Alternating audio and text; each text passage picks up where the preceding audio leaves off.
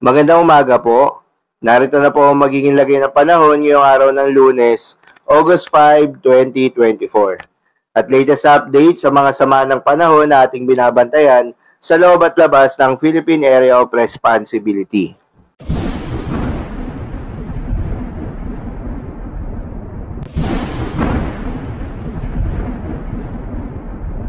Sa kasalukuyan na tayong sa pag-asa, itong southwest monsoon o hanging habagat ay patuloy pa rin nakakaapekto sa may Visayas at Mindanao.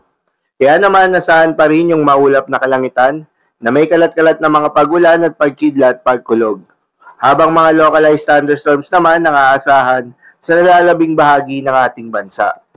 Samantala, may bagong low pressure area na namataan sa loob ng Philippine Area of Responsibility at huling namataan ito ng pag-asa sa layong 1,310 kilometers east of extreme northern Luzon.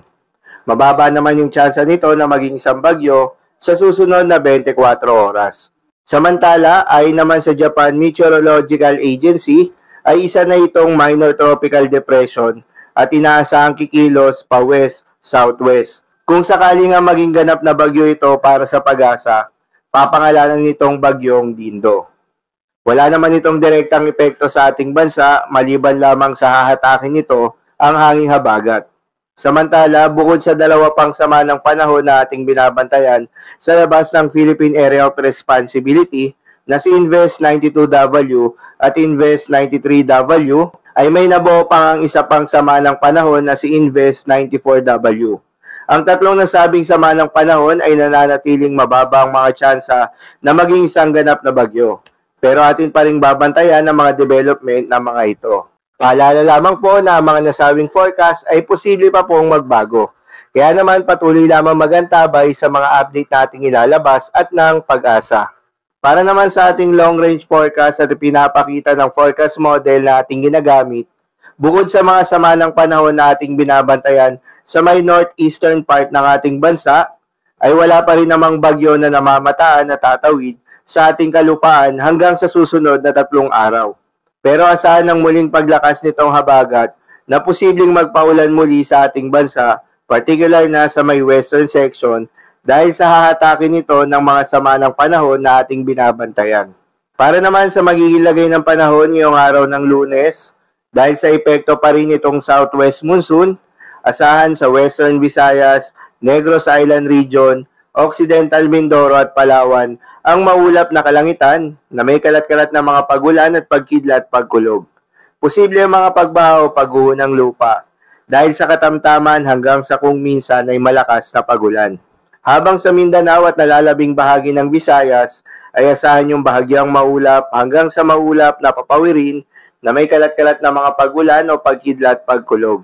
Dulot pa rin yan ng southwest monsoon. Posible rin ang mga pagbaha o pagguho ng lupa during severe thunderstorms. Sa Metro Manila naman at nalalabing bahagi ng Luzon, ay asahan rin yung bahagyang maulap hanggang sa maulap na papawirin na may kalat-kalat na mga pagulan at pagkidlat pagkulog. Dulot naman yan ng mga localized thunderstorms. Posible rin ang mga pagbaha o pagguho ng lupa during severe thunderstorms.